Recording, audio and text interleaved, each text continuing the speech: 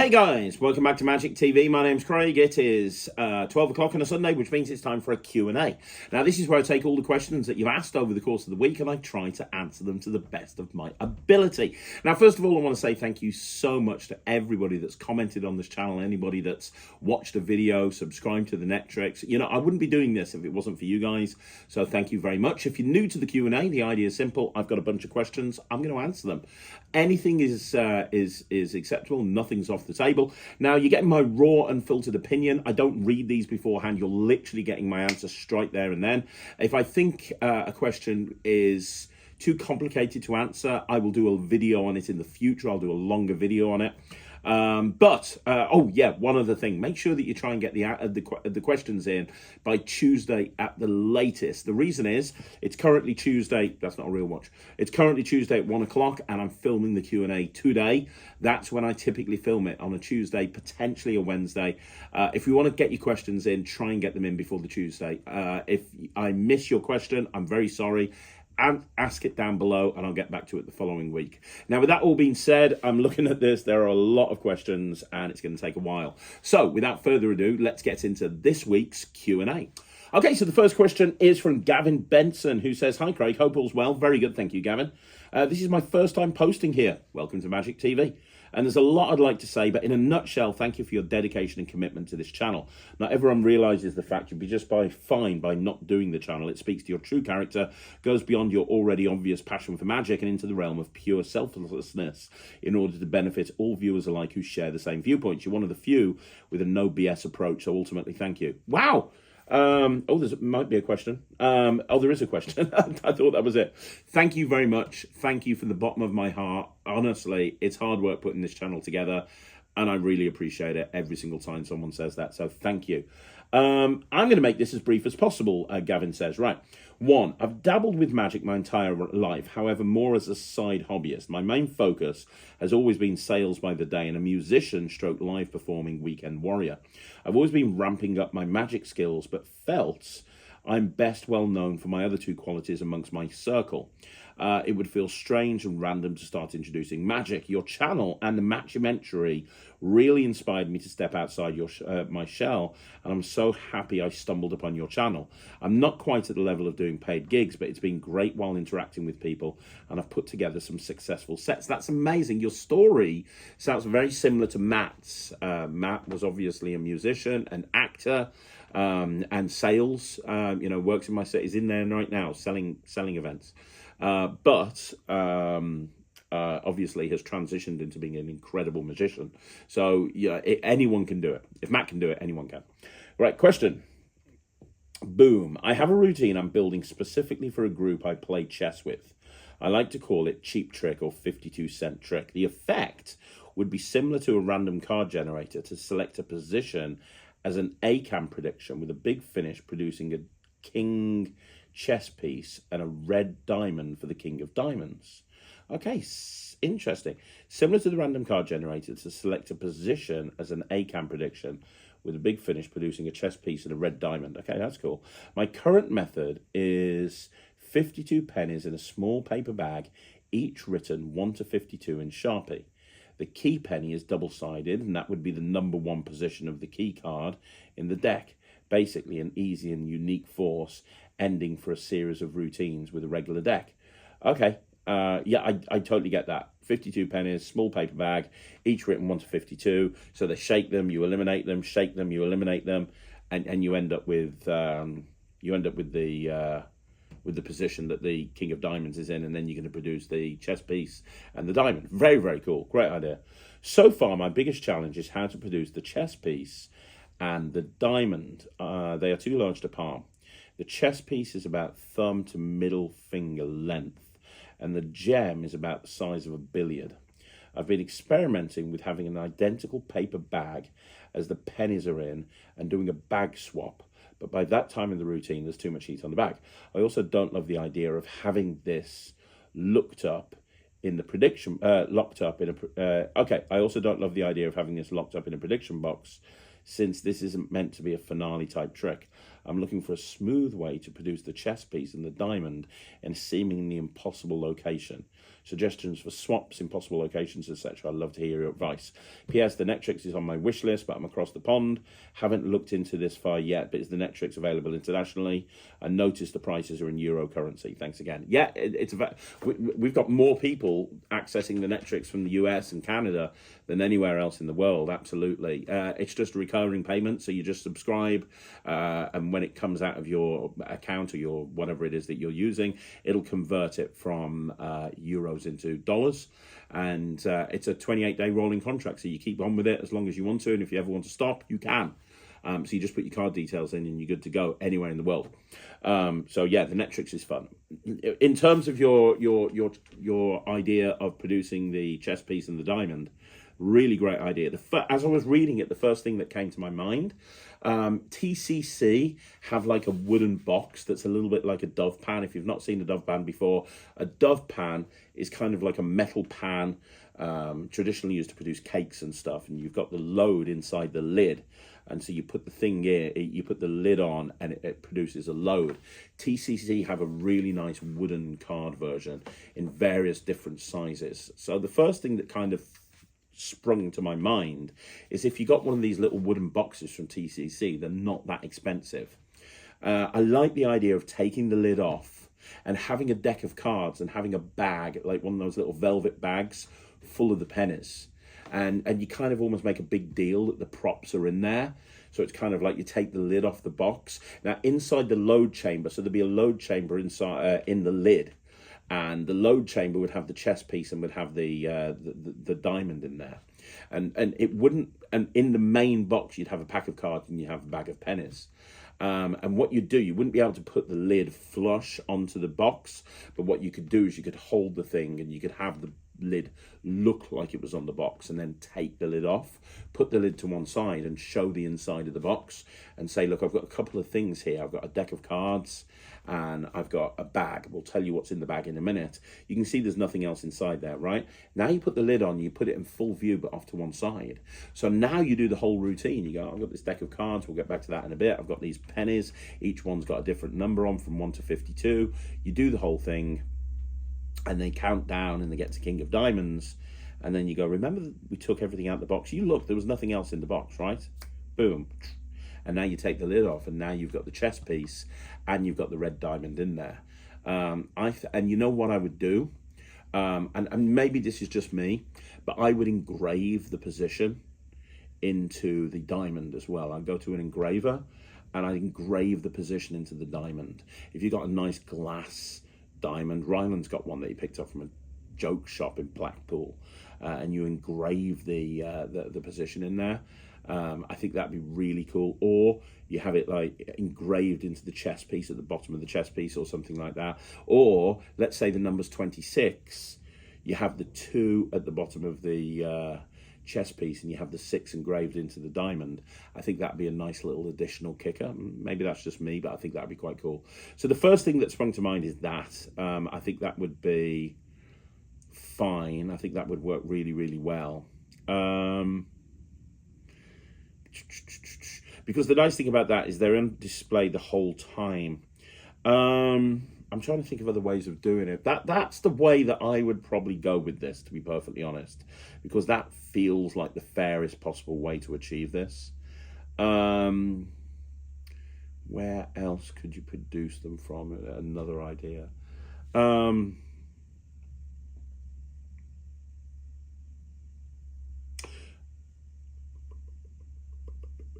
Okay, so if you wanted to do it so it looked like more of a flamboyant sleight of hand type thing, if you wanted to do it with a more flamboyant type thing, the other thing that you could do is you could have a prediction envelope, and in the prediction envelope are 2 pieces of paper, and they're actually flash paper, and the first is a 2 and the second is a 6. And that's in the envelope. So you put the envelope down along with the deck of cards, and the diamond and the chess piece are in your pocket along with a lighter. So you'd do the whole penny thing, you'd have them deal through to the position, and put the card to one side, okay, but without looking at it. You'd say, okay, we're not going to look at the card.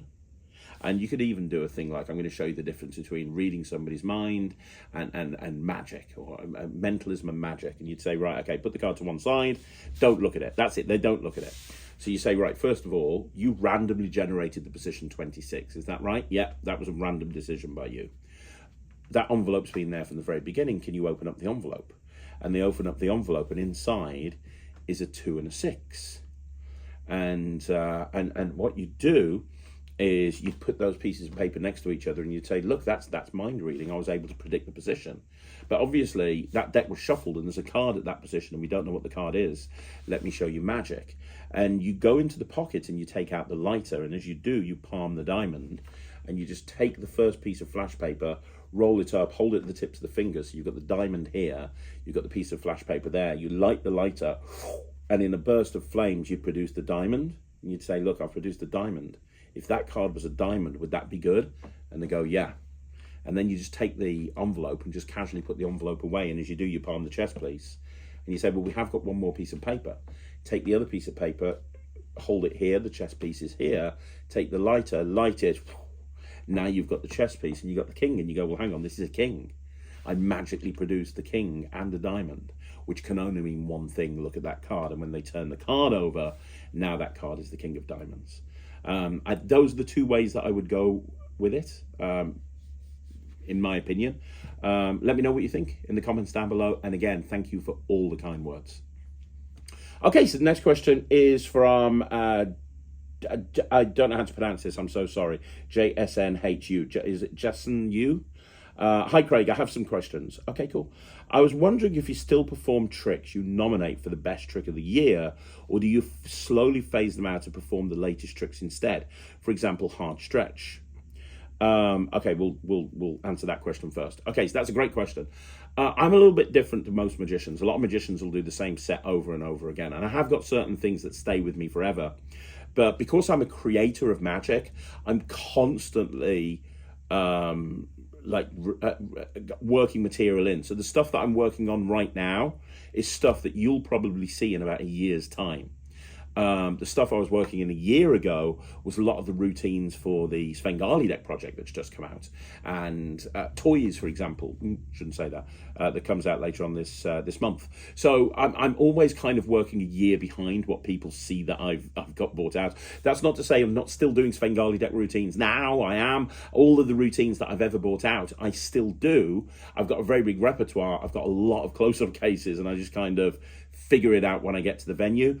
Some stuff that I've given a high rating to that I plan on doing, I just end up not doing. Other stuff that I give high rating to, I do perform it for a time, and then it kind of just trickles out my repertoire. Other stuff stays in my repertoire, and a hard stretch is a perfect example of that. Hard stretch is something that I loved. I love rubber band magic, and I think it's one of the best finales for the rubber band type routine that I've ever seen. I still do hard stretch now. So I've got a very good memory for tricks, and I've got a very good memory for remembering complicated sequences. You know, like sometimes you do a trick, and if you haven't done it for a while, you forget how to do it. I can normally pick it up and do it straight away. So stuff will fall out my repertoire and fall back in later. So for example, I've just started really the last 6 months, I've started really putting sticks into my act. I did when the first thing I gave trick of the year to was Eric Stevens' first routine with a hot rod, and I did it for ages. It went out my repertoire for a bit, came back in, went out. Now I'm doing sticks all the time. Something I've just put in my close-up case that I haven't done for ages. Literally today, I've just thrown in Dicey Dots by Daryl and Turbo Stick by Richard Sanders. I've just thrown those back into my close-up case today. So things stay, things go, but I typically make the priority the stuff that I'm working on for future releases, if that kind of makes sense. Okay, so the next question from Justin Hugh is, what do you think about performing Tenyo tricks, which are very toy-like in the real world? I think some of them are too toy-like. whilst others I think work. So Mr. Danger is a trick that I think works really well in the real world. And it's one of the reasons I was so annoyed with Rick Lax for exposing it. Especially for me, I do an illusion show, and sometimes I'm booked to do close-up magic at the illusion show before the show. And it's great to go around and say, well, later on you're going to see me do something amazing by putting a girl in a box and making her disappear. It's going to be incredible. Let me show you kind of a close-up version of that to whet your appetite. And something like Mr. Danger is great. Not all of the Tenyo stuff really is great for a commercial sort of performer. A lot of them are, but some of them aren't. Like the little bracelet things, the little cardboard bracelet things, they're not great. A lot of the more toy type routines don't work unless you build this into your presentation. You could say, hey, let me show you one of the first tricks I ever learned as a kid. But I typically stay away from a lot of the Tenyo stuff, but there are certain Tenyo routines. DX Nightmare, the rope routine, is one that I do, for example. Ryland does more of the Tenyo stuff when he does close-up, but that's because as a kid he can get away with that sort of thing. But you have to make sure that when you book to perform professionally, you want to make sure that people think that you're doing a great job and you're not just doing tricks that you'd pick up from a toy shop, if that makes sense. Excuse me. That's really all I've got to say about that, to be honest. Yes, I do Tenyo tricks, but it's few and far between. Okay, one final trick from Justin Hugh, who says, finally, you mentioned a trick called iStretch coming out through Alakazam. Could you give us some more information on what it is and when it's releasing? Thanks. No, I can't tell you anything about it. I tend not to hype up my tricks. I kind of do in a way in that I kind of mention, I've got something coming out in the next month or two. I've got something coming out in a couple of months. I'll mention it. But this particular routine was meant to come out Blackpool 2024, but it wasn't ready. It was then meant to come out before the summer. It wasn't ready. It was then meant to come out after the summer. It wasn't ready. It's frustrating because the trailer's done, the tutorials are done, the packaging is in the warehouse at Alakazam. There's certain things that we're waiting for in order to finish the whole product off. I was at Alakazam last week, and I have been reliably informed by Peter Nardi that there is a very, very, very, very, very good chance that this will be coming out before Christmas, ideally in November. I don't know for sure. I can't guarantee it, but that's what I have been told. It's amazing. It's absolutely, absolutely amazing. It really is. It's an EDC. It's something that everybody will do. Anyone who's seen it desperately wants to do it. My friend Thomas Maloney bought a set of AirPods specifically to be able to do this trick. Not that you need AirPods, but he just went out and bought a set, so it didn't, he wanted AirPods anyway. I think it was an excuse, to be honest, to buy AirPods. And he's waiting patiently for it, as is everyone else. It's going to be coming out soon, and when it comes out, I think people are going to really love it. Okay, so the next question is from Mick Anderson, who says, hi Craig, I bought E2 at Blackpool, but I find it very tight to push the card in or remove the card out when you go for the steal. I recently bought a second E2 and found it loads better and really easy to install the card in the deck and remove it. Is there any way I can make my first E2 I purchased easy to use? I did buy the second one for a future backup. Cheers. I would speak to Alakazam about this. I'd ring up Pete because I've never had an issue with E2. It's never been tight. I've never had a card going into it that's tight. Obviously, when you watch the full tutorial, you're going to see how to change the card box and so on and so forth. If you want to go down that route and you want to change the card box and see if that helps, by all means. But I'm not really 100% sure. I'm just not 100% sure of what the problem could be. I would speak to Alakazam for two reasons. One, they know the prop inside out, back to front, and left way sideways. And two, and more importantly, their customer service is second to none. So if you explain to them that you've got two and one works perfectly and one's a little tight, if you send it back, I'm sure that they will organise a replacement for you. Any problems, let me know, but I can't really help you with that because I don't know what the issue is without looking at it, because mine has always worked perfectly and the ones that I have always work perfectly. So hope that helps. Sorry I can't be more specific, but let me know how it goes with Alakazam. Okay, so another question from Mick Anderson, who says, "Hi Craig, I've just started making flap cards and I was wondering if there are any card tricks or routines that use flap cards. Do you know of anywhere to look? I don't just want to use a flap card to change without using it in a routine or a trick. I think it would be more powerful if used within a trick rather than just holding one card and making it change. Hope that makes sense. Keep up with the great work on the channel." I don't really use flap cards that much. I think I think they're great, but I typically don't use them that much. What I would do if I was approaching flap cards and I was like, right, what can I do with flap cards? I would try to move away from what everybody else does. So everybody else uses flap cards for one of two things, either changing the face of a card or changing the back of a card. And I'd try to think of ways that you could actually use a flap card in a very, very different way. And I've never really given any thought to this, but maybe incorporate it with the back of a card box. So I don't know anything about making flap cards, but could you make a flap card so that it changes a card box? So maybe you've got a deck, maybe you've got you've got it so it looks like a deck of cards and it changes into a box and the flap is on the box. That might be something that you want to do. Maybe you have something like a prediction, so it's a prediction and a prediction changes, or play around with flap cards with blank cards that are blank on both sides, so you're taking away from a card trick. So a couple of examples, it could be a multiple out type thing, so you've got a card that's a yes and a no, and you can show it one of two ways depending on how you flap it. It could be that you've got a card and you bring out this blank card, which is a flap card, but they don't know that, and you pretend to draw a circle and you pretend to draw an arrow outside of the circle, and you say watch, boom, and you flick, and as you flick you've fired your flap card and the arrow goes inside the circle. That would look like a drawing changing as opposed to a playing card changing. It could be two hearts coming together as one. You draw two hearts. If you had a blank deck, a double blank deck of cards, you could then very easily switch. So let's say you were doing the thing with the arrow into the circle. You could have another duplicate regular card with an arrow in a circle underneath a double blank card. So you bring out this double blank deck, you show it double blank on both sides, you apparently draw an arrow and a circle, and you do this, boom, and now the arrow goes into the circle, and you do a triple lift, and you give them the card and they examine it. Using double blank cards might be a way to get away from the fact that it's a card trick. Use, what else can you do with a double blank deck of cards? What else could you do with a blank flap card? Could it be that you do a mini illusion, and you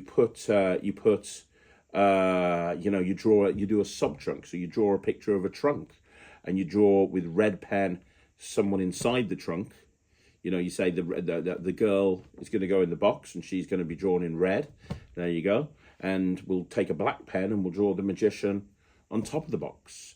And, the world-famous sub-trunk, or the metamorphosis illusion, as popularized by Houdini and Bess, they're going to change places. And then the flap happens, and now you've got the little red stick figure on top of the box, and you've got the little black sticker inside the box. You get the idea. You see where I'm going here. Basically, just try to think of what you can do with flap cards that moves away from playing cards and faces of cards changing. Could it be, that you're drawing on the back of a card and you've drawn something and that drawing comes to life? I know that kind of plot has been visited before, but can you do it in a different way? Could you have a transposition where you've got two cards and the things change places? That's the kind of route that I'd go down if I was able to make flap cards. I'd kind of go down that sort of route initially, and then see where my head takes me. So hopefully that helps, but let me know how it goes, Mick. I'd love to know. Okay, so the next question is from Leo Spades, who says, how do you work your deck, like crimps, corner shorts, pencil marks, etc.? I don't use pencil marks. I don't use corner shorts. None of that stuff, unless it's for a specific trick that I've designed or I'm designing. But what I do a lot of the time is I'll do a breather crimp. So I'll do a breather crimp in a joker. And with a mnemonic deck, I always do a breather crimp on the 9 of diamonds at the bottom. So when I'm jazzing and I'm doing jazz magic with a memorized deck, I can just literally cut the deck and I can cut the 9 of diamonds back to the bottom, which so I can have somebody else name a card. My friend Nemid Phoenix, incredible close-up magician, he always breather crimps the 4 aces. And he told me a story about when he was working at Illusions Magic Bar, which was owned by Mark Bennett before he opened Smoke and Mirrors, the one in Manchester specifically. And he was performing at the bar and there was a magician there and the rest of the audience didn't know it was a magician. And so he shuffled the 4 aces into the pack for Nemid, but controlled them to the top of the deck. Really nice thing so that Nemid could do a 4 of a kind production, which blew everyone away. But he didn't realize, this magician didn't realize that Nemid had actually got all of the aces breather crimped. So we then got another spectator to put the aces into the pack, shuffled them. They shuffled the pack, and then he just cut the deck 4 times, and he cut to the 4 aces, and this magician was just absolutely blown away. So breather crimps for me are the best prep that you can put into a deck. It only takes a couple of seconds, and it allows you to do so much. So yeah, breather crimps the way to go. Okay, so the next question is from Jay Faulkner95, who says, "Hey Craig, on the last podcast episode, you talked about your Gaffed deck being done. Yes, it is. My question is, can you say which deck of cards you're using, bicycles or something else?" Bicycles. We're using bicycles. The Gaffed deck is done. We had, after filming that podcast episode, and by the way, we're hoping to film another one this week, but after we filmed that podcast episode, we had an issue with the USPCC because there were 5 cards that they wouldn't print for a variety of different reasons. So we went and redesigned those 5 cards, and I'm so glad we did, because the 5 cards that we redesigned are even better than the 5 cards that were originally in there that they said they wouldn't print. So sometimes things happen for a reason, right? But yeah, I know that out of everything that me and Lloyd are doing, this is the thing that he and I are both excited about. I've always wanted to do a Gaffed deck ever since picking up the Illusionist Gaffed decks back in the day and watching Miller and Justin Miller and Nate Franzo and all of those guys just rock it. And yeah, Lloyd loves Gaffed decks with a passion. I just can't wait for people to see this. But yes, bicycle cards to answer your question. Okay, so the next question is from Leo Spades again, who says, "My question is, how do I make a show reel?" Well, you learn how to use editing software. I use Final Cut Pro. That's my editing software of choice. Different people use different editing software. Nemid, who's an amazing video editor and does a lot of the trailers. If you saw the Svengali trailer that just recently came out for the Svengali deck project, that is a Nemid Phoenix trailer. He does great trailers. He uses Inverto or something. He uses a completely different piece of software. But I use Final Cut Pro. And it's basically just a case of learning how to use. I'm self-taught with Final Cut Pro. I just went on a lot of tutorials and just kind of taught myself. And you just take a bunch of footage and you find a nice piece of music and you cut it all together. I mean, I'm not the greatest trailer maker in the world, but my trailers are good enough that they do what they need to do. In fact, what I could do is I could probably make a live show reel. I don't know if that's any good to you, but I could make a live show reel. I could literally do a video where I'm taking some footage for somebody and cutting together a show reel. If that would be useful, let me know, because I could do that absolutely 100%. Let me know if you'd like me to do that. It'd be a fairly long video, but I could do that. So let me know if you want me to do that. And yeah, there you go. Okay, so the next question is from Hankster27, who says, "Hi Craig, it's been a few weeks since I've asked a question, but I've got one." Well, welcome back to Q&A time, Hankster. I hope you're well, buddy. I love performing Minibook Pro, especially when I put it in their hands. I can usually get away with it, but do you have any tips on how to avoid them realizing the computer changed without them noticing? Thanks. Yeah, I mean, the most important thing is to just focus their attention somewhere else, right? It's all about direction of attention. I love this style of magic. I love Minibook Pro. I love Magic Button. I love Look Sharp by Wayne Goodman. All of these type of effects are brilliant. I love putting cards under boxes and loading cards under watches. It's my favorite type of magic. And here's the thing. How do you do it without them noticing? You do it and you get noticed, and you learn over time how to do it without being noticed. Minibook Pro is great because if you get noticed and they go, hang on a minute, this isn't a computer, you just act like it's already happened. Oh my God, it's already worked. I can't believe it. What is it? It's a playing card? Open it up. Is that your card? Is that your signed card? It is? Oh my God in heaven. So, Minibook Pro is a great way to practice this type of stuff, because with Minibook Pro, if they see it early, it's totally not an issue. But how do you make sure they don't see it? Well, you focus their attention somewhere else. So it might be a case of you've done the switch. Let's just assume you've done the switch and you've got this. It looks like a computer, but it's not. You go, right, okay, John, here's what I want you to do. Hold your hand out for me. But more importantly, I want you to watch the deck, because you are not going to believe this. This is going to happen. And it's going to be incredible. Give me a number. Give me a number from 1 to 20. What number do you want? 7. 1, 2, 3, 4, 5, 6, 7. Seriously, this has not taken you. And it's that sort of thing. So you're focusing attention over here. It's a little bit like card to mouth. Why does card to mouth work? Card to mouth works because you load the card in the mouth, but you're focusing attention somewhere else. You're telling them the trick happens here. A lot of people do card to mouth as part of an ambitious card. And the reason is the spectator is conditioned. They've seen that card come to the top of the deck like 3 or 4 times. So they assume that's what's going to happen on the next time. It means when you load that card in the mouth, they're focusing here because they think that's what's going to happen. The card's going to come to the top of the deck again, and then they look at the mouth and they realize it's in the mouth. It's not that. It's really about direction of attention. It's about where you want them to direct. I talk about this with coin magic, but there's a frame of action, and the frame of action is where the spectator's attention is focused. And what you do is you move the frame of action by focusing on various different things. So if I focused on that laptop and I said, right, okay, so we have a laptop here, that's where everyone's attention is. But if I take this laptop, which is now a card, and I just put it over here, but all of my focus is over here, and I don't even gesture it. Look, I want you to watch right here, because this is amazing. You're not going to believe this. 1, 2. Now I'm focusing all attention here. They think this is where the thing is going to happen. This is where they're focusing their attention. The frame of action has shifted over here, and this is now in their peripheral. They don't even care about this. This isn't important, right? So all of that is very, very, very, very important. This is all stuff that you need to think about when you're directing attention, misdirection, that sort of thing. Look at the work of Tommy Wonder. Look at the work of Gate and Bloom.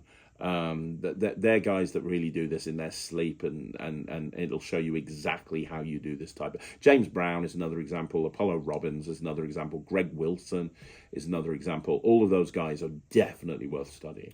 Okay, so the next question is from B-Boy Udon. Hey, how you doing? Who says, hi, Craig. Thanks for the continued great content. It's always playing in my house. You are more than welcome. My question is, what advice and insights do you have for someone seeking to release their first original effect? In my case, I've completed an ebook of around 30 pages long, which thoroughly explains all aspects of a single, very hard-hitting and unique mentalism effect. I'm questioning the pros and cons of pitching to release through a major dealer versus releasing it on my own website. The pro of releasing it on my own website is I get to keep 100% of the profits. The con is I would need to do more work to find buyers. The pro of releasing it through a major dealer is placement in front of a magic buying audience, whilst the con is they'll take some of your earnings. I've heard that unknown names can face challenges on Penguin and other major dealers. Would really like your advice and insights. Thanks again, Craig. If I'm going to be completely honest with you, buddy, and I'm just checking. Okay, so I'm going to be completely honest with you here. Okay, so I'm going to... where have you gone? I have lost the question. No! That's terrible. Right, okay, let me just go back to this. There we go. Okay, so... Sorry, I accidentally shut down the Q&A, and that was stupid of me. Right, okay. News first. Right, so I'm going to be completely honest with you. Let me find it again.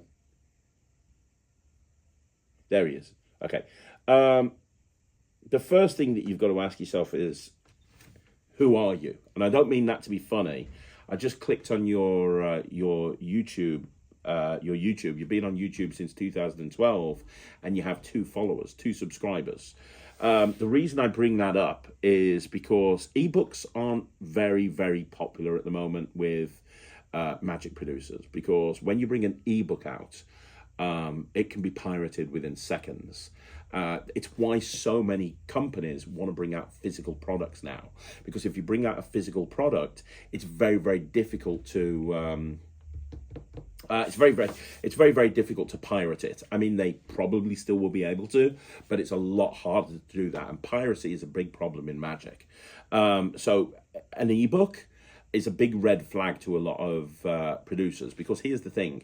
You talked about Penguin. Any big production company, they can only bring out so many tricks a week without saturating their audience. If Penguin were releasing a trick every single day and they were putting out an email every single day, it would start turning people off. Just they'd get overwhelmed. A lot of people get overwhelmed with the amount of magic that comes out anyway. So they pick and choose which tricks to bring out. And there's a lot of factors that you need to take into consideration. One is what the trick is.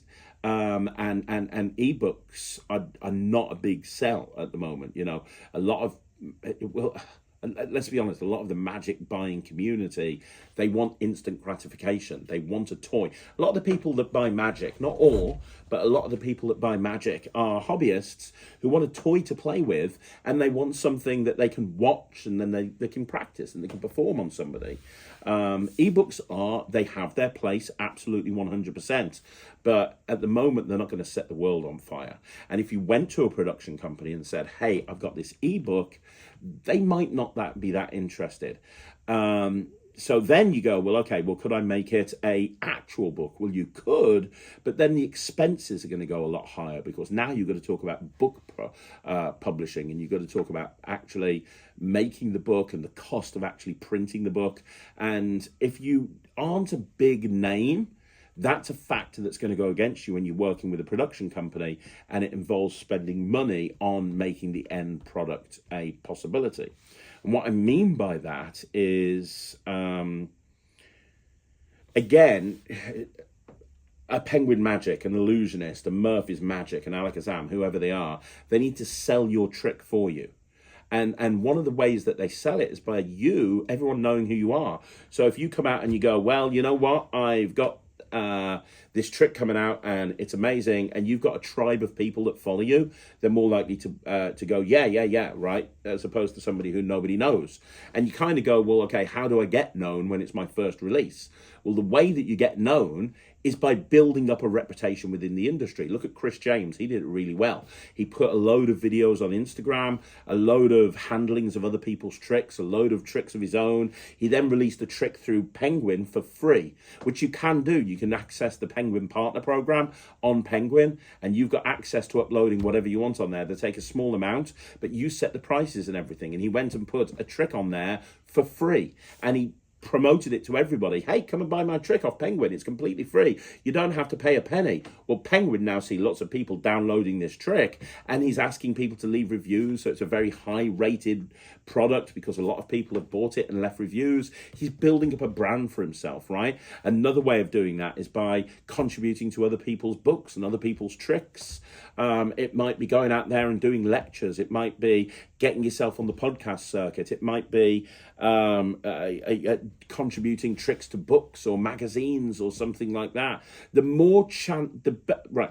You've only got one chance to make a first impression. So the way to make a first impression is by getting everyone to know who you are, building up a relationship with your audience, building up a brand, building up an identity before you release this trick. If this trick is amazing and you say it is, it explains every aspect of a single very hard-hitted and unique mentalism effect, that sounds cool. But hardly any... Look, there's so many tricks that come out these days. Liquify came out 3 weeks ago by one of the biggest names in creation in Magic, Tobias Tostel. Sold an absolute bucket load, right? It had the might of Murphy's Magic behind it. Every Magic shop was promoting it. It was #1 thread on the Magic Cafe.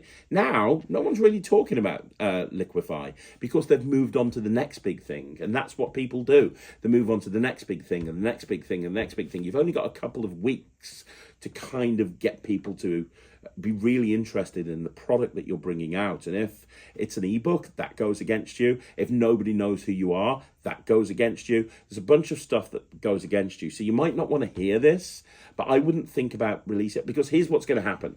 You're going to release it yourself. few people will buy it, might create a bit of a buzz. You might be able to get it out to some reviewers, and some people will review it, but it's never going to set the world on fire, right? You send it to a bunch of producers, and I might be wrong, but I honestly think if you send it to a bunch of producers, I don't think they're going to be that interested, because it's an ebook and nobody knows who you are. What I would do is I would put this to one side. I would park it. I would film some performances of it and put them up and listed on YouTube, so you've got proof of concept. Then what I would do is I would spend the next year developing a brand as a creator, jumping in and showing that you create magic, show that you create mentalism, build up your social media, guest on a whole bunch of people's projects, and just be absolutely everywhere, so that when you're then in a year's time in a position where you've kind of got this thing, then when you approach a production company, you know, you could approach somebody like Vanishing Ink, and you could say, hey, I want to have this produced as a book, and they would very probably be interested in it. I don't know. I'm not Josh or Andy, but that's what I would do if I were you. The other option is don't do that and just release it now, but do whatever you can to get as many people as possible to see it, and that might work. So put it on the Penguin Partner Program. Be everywhere. Answer every question on the Magic Cafe, every question on Facebook. Be absolutely everywhere. Send it out to every reviewer on the planet. Get them to review it. Send it out. Send it everywhere. Just be absolutely everywhere.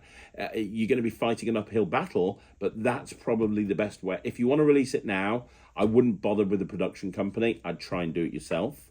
But my biggest piece of advice is hold off for a year and do it in a year's time, and spend the next year really focusing on building up your reputation and who you are as a creator and as a mentalist.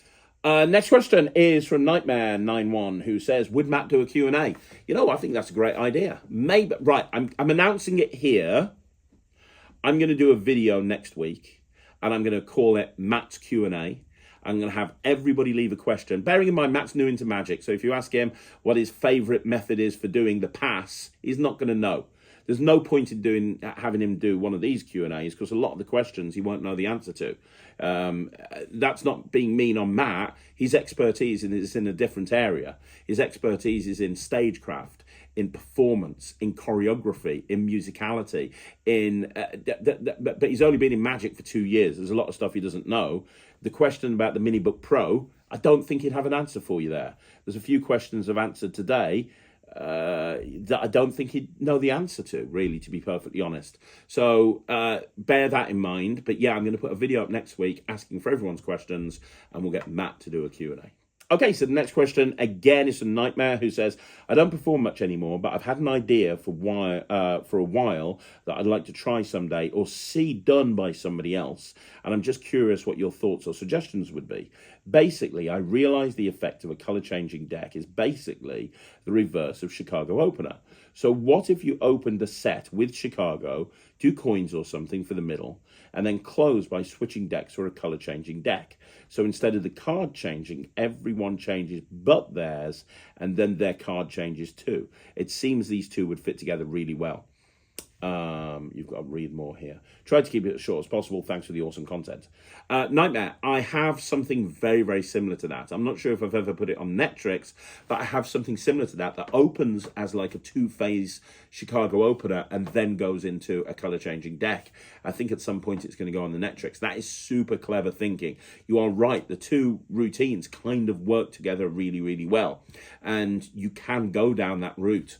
And I encourage you to go down that route 100%. But I wouldn't bother about a deck switch. Think about how you could do this routine without doing a deck switch. What could you do? Think about the shows and the displays that you use with a normal color-changing deck. Think about what you would need to have happen with a Chicago opener, and then think about how you could combine the 2 routines together and what those 2 routines together would look like. And I'll give you a tip. Think red-blue double backers, because that is going to help you when you're thinking through this. But you're absolutely right. This is an amazing concept, and I would encourage you to carry on thinking on it, and let me know how it goes. Okay, so the next question is from Devashan Magician, who says, other than Silk to Egg and the color-changing silk, what are the best routines that follow the idea of, I will teach the audience how the trick's done, which you do, but then you end up with an unexpected twist? The 2 that spring instantly to mind is Vanishing Bandana, because with Vanishing Bandana, you say that you're going to show them a trick and they're going to learn how the trick works. And then obviously it goes wrong, moment of hilarity. And then obviously when it goes wrong, you show that you've brought it to a successful conclusion because it has actually vanished.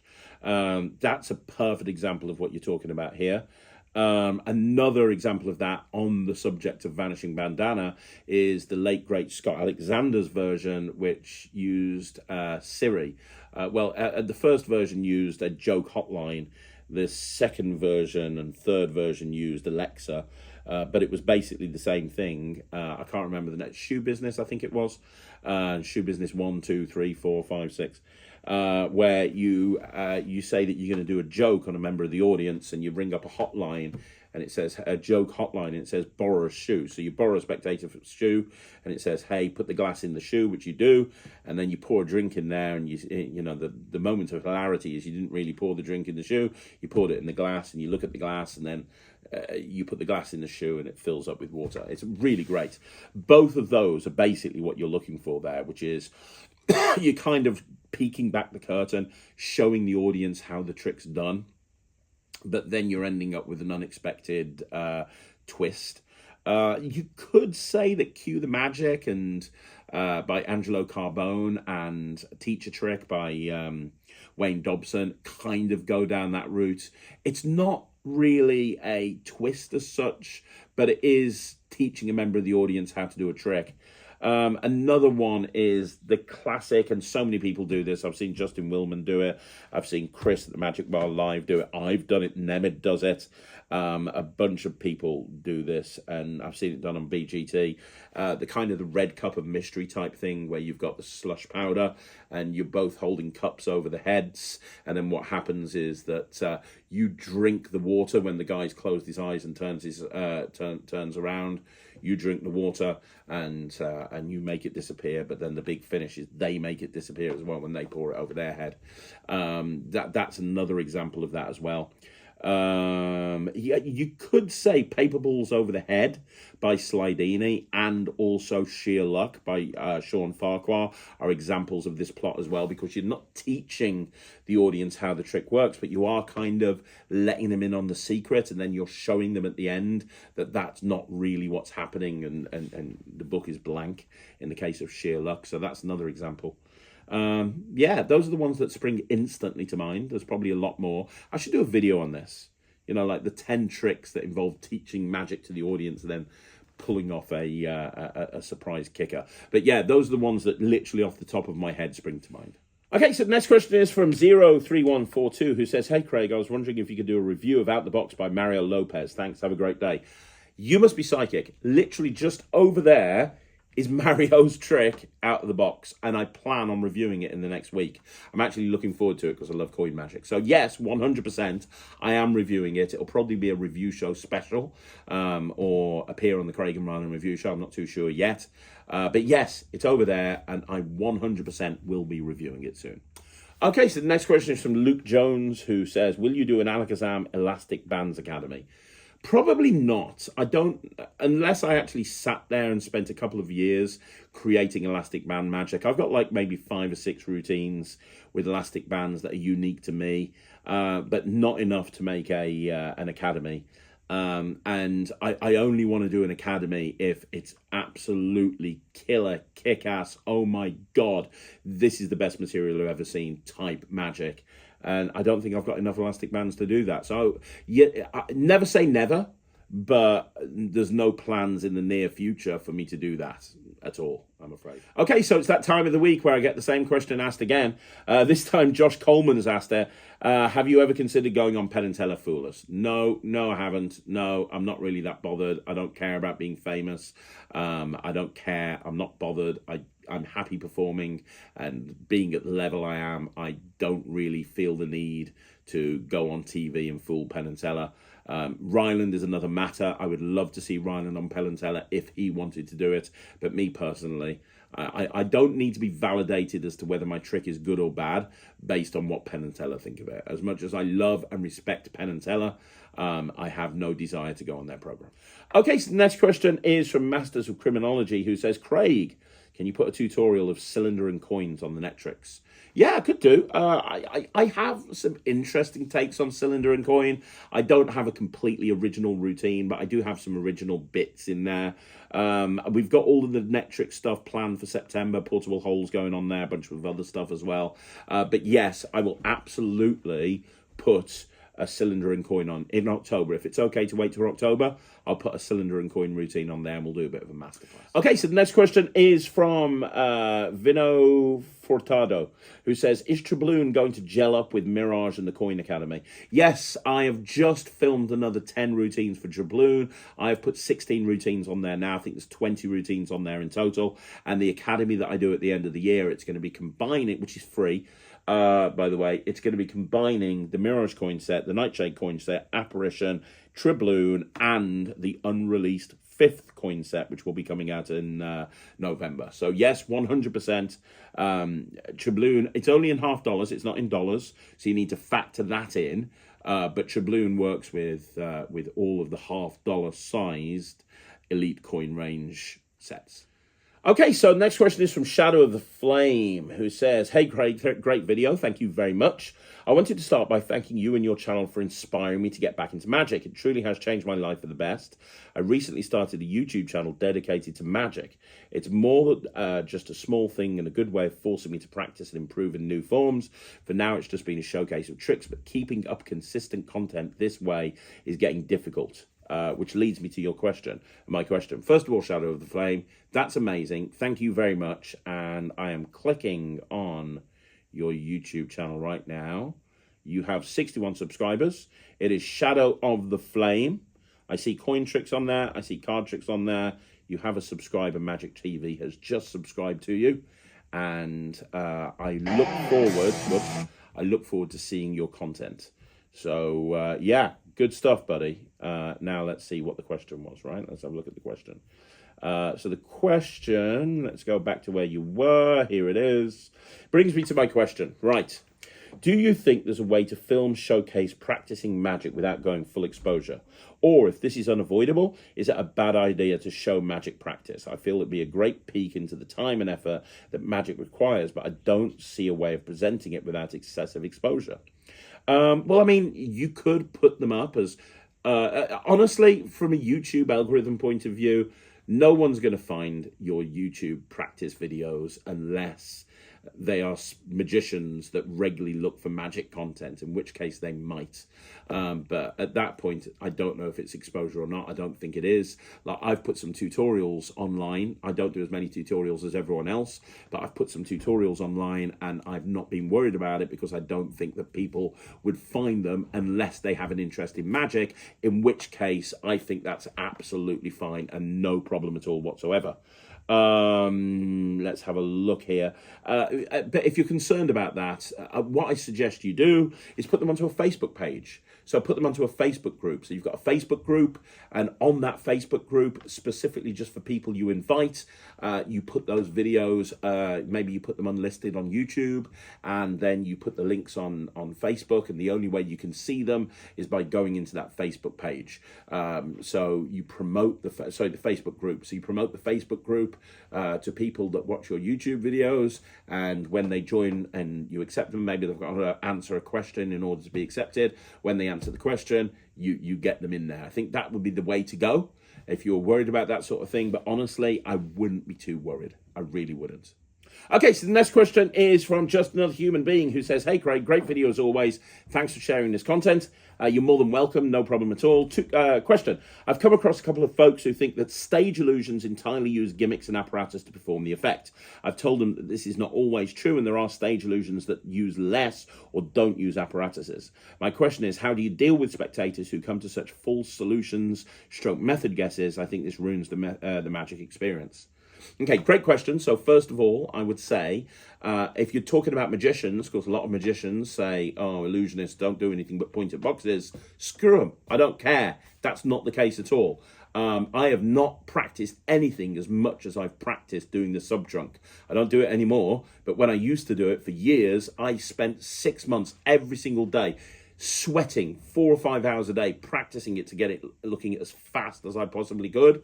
And I've never practiced anything as hard as I practiced that. You know, close-up magicians drive me nuts when they say, oh, stage illusionists, they just point to a box and it's the girl in the box that does the work. That's absolutely not the case. There is so much to learn being a stage illusionist. Just walking from one side of the stage to the other, how you hold the prop, how you spin the box, all of this stuff is so vitally important, and it's stuff that people don't really consider or don't really think about. So if it's a magician, screw them. If they're ignorant and they don't think that stage illusionists have skill, then, you know, whatever, I don't really care, because it is as far from the truth as you can get.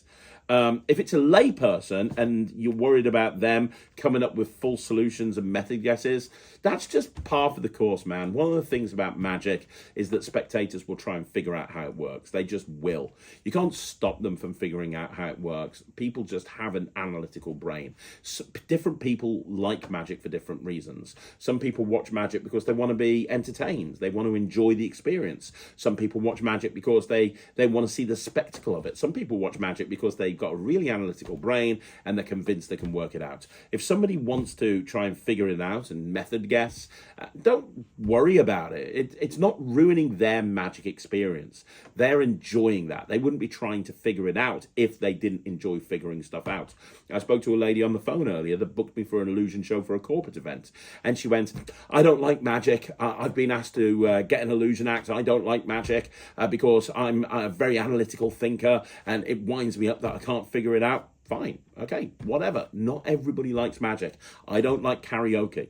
Doesn't mean that karaoke is going to be any less popular. So honestly, please don't worry about ruining the magical experience. Focus on the people that do enjoy it, and that's the biggest advice I can give. Okay, so the next question again is from Just Another Human Being, who says, you mentioned in a previous rant video of yours around elitism that not everyone can be a magician, but everyone should be given the opportunity to learn.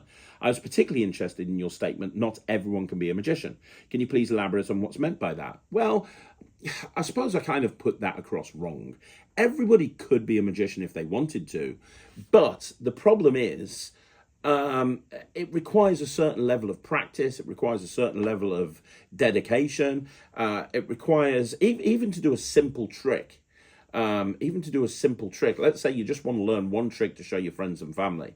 It requires a certain level of practice to be able to do that trick. It's the old expression, isn't it? If it was easy, everybody would be doing it. So can you learn one trick and be that guy that does one trick? Yeah, but I don't think that makes you a magician. I think you become a magician when you can perform and do a couple of tricks and string them together. I think that's when you become a fully fledged magician, and that's going to require practice. And, you know, there's some people that just don't want to put that level of practice in. And that's fine. That's not a problem. It doesn't mean that they aren't going to be given the opportunity. But, you know, there's a perfect example is Ryland's got a friend who really loves watching Ryland do magic and really wanted to be a magician. And he's the same age as Ryland, so Ryland sat him down and said, right, okay, I'm going to teach you how to do a trick. And he taught him how to do a really simple card trick. And the guy was just like, I didn't realize it'd be this hard. I have to remember this and this and this and this and this. Oh, forget that. I can't do it. I don't want to do it. That's fine. He doesn't want to do it. That's cool. He did want to do it, but then when he realized how much effort it was going to take to be able to replicate what Ryland was doing, he decided he didn't want to do it. That's fine. He's obviously not passionate enough to want to put the effort in.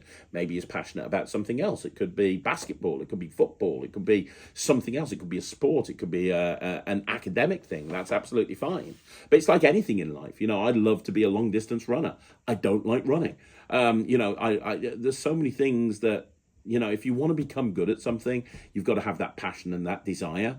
You know, if somebody, going back to the running thing, if somebody could jog for a couple of seconds before getting out of breath, you wouldn't call them a runner. You wouldn't call them a long-distance runner, right? In order to be a long-distance runner, and you're going to have to put time and effort in. You're going to have to work hard at it every single day. So that's kind of what I mean. So, yeah, but everyone should be able to. Everyone should be able to be given the opportunity, 100%. But it's up to them and their mindset as to whether they take it further. Okay, so the next question is from Anthony Povey, who says, hi, Craig, what do you think is the best presentation for Extreme Burn? I like the thought of lottery tickets to polymer notes, but unsure of a good routine and how to present this. Well, my way of presenting Extreme Burn is as a pickpocketing style thing. So I have a wallet, and inside the wallet, I've got £100, and it's a Himba wallet. It's a Gentleman Jack. I've got £100 in £20 notes. I put that into their hand, and I talk about how I'm going to take that out of that wallet without them realizing it. And in order to do that, I'm going to have to switch the money in the wallet for something else that looks similar. And I reach into my pocket and I bring out I bring out 5 receipts. And it could be lottery tickets, but I bring out receipts. And I show the receipts and I say, these are the same size, weight and shape, which means I should very easily be able to, and I do the Extreme Burn. I show that I've now got £100 in £20 notes. I put that away, and when they look inside their wallet, they now have the receipts. And it's a great trick. It's a great trick. It's a great pickpocketing style presentation that I've done for years that works really, really well. And that's my favorite presentation for it. Are there other ways you could do it? Absolutely. You could talk about how you've got lottery tickets and, hey, these lottery tickets, you know, it's so hard to win the lottery. There's a very good chance you're never going to win. But if you're a magician, you can do it like this. You know, there's lots of different ways of doing it. But the pickpocketing thing, that's typically the way that I like to do it the best. Okay, so the next question is from Stephen Devereux, who says, hi, Craig. Hope you're well. Always loved your channel. Do you know Stephen Mulhern? I worked with him in Butlins in Minehead in '95. Brilliant. No, I didn't. I don't really. I mean, I know him to the level that if we're walking past each other at the Blackpool Magic Convention, I could say, hello, Stephen, and he would probably say, hello, Craig. But beyond that, we've never sat down for a drink together. We've never sat at a table together. We've never had a meaningful conversation. So I don't really know him. No, I mean, I'm a fan. I like a lot of the stuff he does. I think that he's done a lot for Magic, a lot of positive things for Magic, but no, ultimately, I don't know him. Okay, so the next question is Divisham Magician, who says, what's your opinion in putting sob stories into BGT acts, even if they are true? I'm auditioning, and in that, I'm going to subtly mention that I was bullied as a kid and that my grandma died of a heart attack. I'm liking the grandma thing, as she gave me this deck of cards as a last gift, which is true. Do you think mentioning things like that would help me on the show, or is it just silly and unnecessary? I'm not saying he was undeserving of it at all, but I feel like Mark Spellman got a golden buzzer because his wife had cancer, showing that maybe things like that help on the show. I completely disagree. I think Mark Spellman got a golden buzzer because he's a bloody great performer. I don't think it had anything to do with his wife having cancer. And honestly, I think that sob stories have been appearing less and less on the show. Okay, so I know you're friends with Ryland. Look at Ryland. What you know, he got through to the semi-finals of AGT and BGT. What sob story did he have? He just turned up and he's like, I'm a kid and I like Magic. Izzy Simpson didn't really have a sob story. Jasper Cherry didn't have a sob story. Ada McCann didn't have a sob story. Killian O'Connor didn't really have a sob story. He did, in a way, in that he talked about how he had autism, and that made him, and Magic brought him out of his shell. But that was completely true. It's not like Killian went on to BGT and was like, right, I'm going to play at the autism thing. That's just who he is. That's true.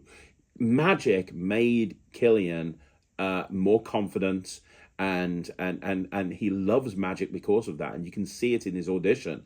It was organic. It's not like he went on, or his parents went on and said, right, okay, we need a sob story. What sob story can I use? Let's talk about my autism. He was just telling his story. And I don't think you see sob stories really these days. I'm thinking of all the magicians that came, Trixie from this year. He didn't have a sob story.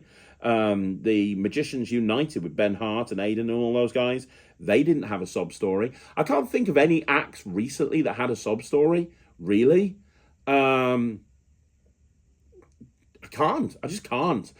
So if you've got a sob story, that's a terrible thing saying sob story. If you've got a story that you can tell, that you can build into your Magic that's true, that's fine. But I mean, right, take the autism thing with Killian. That defines him. Every trick that he does is about his story dealing with autism. The entire act, think about his audition. You know, he starts off by taking the hole in the card, and not everything is as it seems. And then he talks about autism, and then he he pours the milk, and he felt empty and he felt incomplete, and it was like a light bulb going off in his head. The act is based around him telling him his story of autism, and if you've seen his live stage show, he and you've seen his Rain Man routine, for example, he talks about how autism is a superpower, and it's not it's an ability, not a disability. Everything that he does is about his journey through magic and how it relates to autism, because that's what he is. Let me ask you a question. Has the bullying when you were younger, has it affected your life going through? Because if it hasn't, I wouldn't do that. I'd just focus on going there and doing really strong magic, because I think the judges are clever enough to know whether somebody is putting a sob story together just to try and be viewed in a better light than they... Look, ultimately, at the end of the day, if you think that you believe 100% that you should be on BGT and you should get through to the semi-finals and the finals, let your magic do the talking. Don't let a sob story do the talking. Get through because you're frigging brilliant. Get through because your magic's brilliant. Get through because you're charismatic. Get through because everybody loves you. Get through because you win that crowd over and you walk out on stage and you grab them within 1 second of walking out on stage. Because here's the thing, Jay and Joss auditioned last year and they didn't get through to the semi-finals or the finals, and that shocked me because A, I think Jay and Joss are amazing, but also B, they were talking about getting married and they were gay, and that's not a sob story, but that's a hook, an emotional hook for a lot of people these days, and they didn't get through. Don't let anything define you other than the fact that you're an amazing performer and you do kick-ass magic, and put the rest of the hokey bullshit to one side because it's not needed. Get through on your own merit. Next question again from Divishan Magician, who says, what's your opinion on Paul Martin's business course to become a pro magician? Do you think it's useful and worth the money for me to do it? It depends. Yeah, I mean, Paul Martin's course is absolutely amazing. Paul is incredible. I love Paul Martin and I love his business partner, John. And I think that the two of them are amazing. They have some amazing ideas. And basically, it's the same as anything. If you spend the money on it, it's worth it. If you apply the information that they give you. If you put 100% in, then it's definitely worth doing. I know, for example, you were a member of the Netrix, and I don't think you are now, which is absolutely fine. Did you go into the business information? Did you look at all of the business courses? Did you apply all of those business courses? Did you take all of that information of every single business course and apply it into your business? Because if you did, you would be skyrocketing right now. And if you didn't, why not? Why didn't you do that? Because it's the same with anything. It's the same with any opportunity. It's the same with anything. Could you go and join Paul Martin's business course? Absolutely 100%. 100% you could. Would it work for you? Yes, Paul is an incredible teacher. However, it's only going to work if you apply it. It's only good if you put that information into action. If you don't put the information into action, it's not working. Okay, the final question today is from Warren Treadaway, who you should also follow on YouTube. He's amazing. An incredible magician. And Warren says, hey Craig, great show as always. It was funny you mentioned John Allen's Spectators Don't Exist DVD, where he explained how to make the destination box, as like yourself, that's what I did. I've never upgraded my box. I actually prefer my own. Anyway, onto the question. I've never performed cube magic, which I know you do really well, and I was wondering if you had considered adding some of your cube work and routining on the Netrix. Yes, I am doing that. This week we're focusing on coin magic. We're putting a bunch of coin stuff up. We're also putting a couple of kids show things up. In October, we're going to have a full cube week. We're going to just spend an entire week uploading a bunch of cube magic to the Netrix. So yes, the answer is yes. I am putting a bunch of cube magic up there. And it will be up there by October. But thanks for asking the question, Warren, and I really appreciate it. So there you go, guys. That's another Q&A in the bag. Thank you once again for joining me right here on Magic TV. Now, don't forget, if you want to see more videos like this, like the video, subscribe to the channel, leave a comment down below. If you want to get a question asked, make sure you ask it down below. below before Monday at the latest, then I'm going to be able to answer your question. And if you haven't already done so, please join the Netrix. It's www.thenetrix.com. It's my online streaming platform. It's for magicians. It's open immediately. You can go and join it. Don't forget, I've got a review show special tonight. Look out for that. There's a whole bunch of stuff coming up on the Netrix, so make sure you look at it all. Make sure you look at all the stuff on Magic TV. Have an amazing weekend. Thanks for joining me. My name's Craig, and this is Magic TV.